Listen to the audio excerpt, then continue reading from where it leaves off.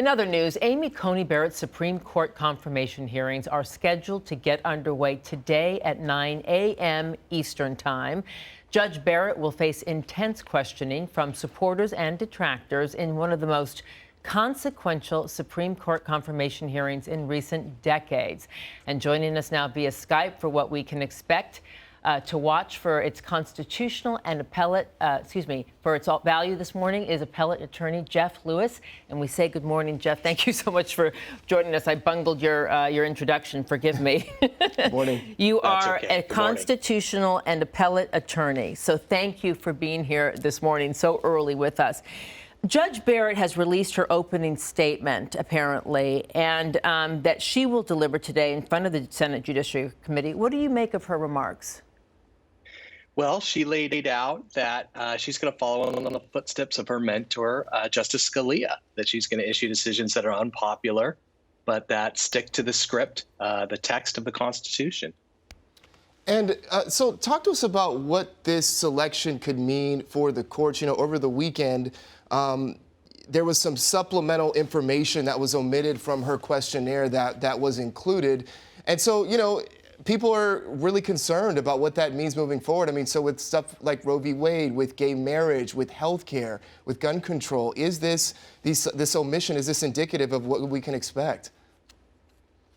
Well, you could certainly expect that she will be hostile to women's reproductive rights. The only thing standing between a woman's right to choose being protected by the Supreme Court is Judge Barrett's respect for precedent. And the question will be, will she vote to overturn Roe v. Wade, or will she vote to simply chip away at the edges in terms of allowing restrictions on abortions? But there's no doubt that she will chip away at issues like Roe v. Wade, gun rights, and Obamacare. Well, they'll really hit hard on that today. And I guess there's big questions about whether or not the Democrats can pack the courts if this actually goes through. What do you think about that? There is serious talk of rebalancing the courts, adding additional seats, perhaps as many as 6 seats to bring a total of 15. You know, the Supreme Court, the Constitution doesn't specify how many seats are on the Supreme Court. So Congress can vote to expand those seats. And if the Democrats have control of the White House, Senate, and House of Representatives, it's a realistic possibility. You know, during this time, there's so much controversy, you know, just in the Senate about the approval of Judge Coney Barrett. You know, it takes you back to during the Obama administration with Judge Merrick Garland and how there was a block on that. So just refresh our memory about what happened there and why President Obama was not able to move that forward. Yeah, it all came down to votes. President Obama had an open vacancy on the Supreme Court, and he was not allowed to nominate simply because the Senate was governed by the Republicans. Right now, the situation is reversed. There's a vacancy, but because the senators are governed by Republicans and have the votes, this president will get a vote very close to the election. This will be one of the shortest confirmations in history. Most confirmations take between 2 and 3 months. This one's going to take maybe about 35, 45 days.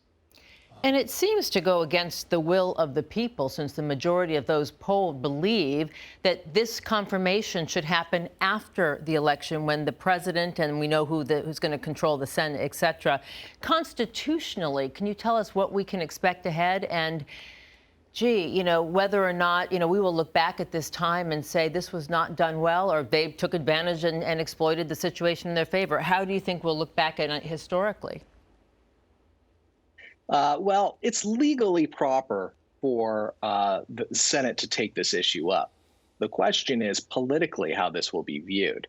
And I think if this particular nominee is seated this close to an election with a very short process, that you could see the court expanded from 9 seats to 15. And that would be the first time in over 100 years that the number of seats in the Supreme Court has changed. And so I think if this confirmation goes forward, and everyone thinks it will, 2020 will be regarded as the date that the number of Supreme Court justices came into play in terms of politics. Jeff Lewis, thank you so much for joining us and giving us some much needed perspective this morning. Have a great day, and thank you so much. My pleasure. Thank you. Big day today, and we'll Sure be is. cutting into those hearings throughout the morning. We'll be right back, everybody.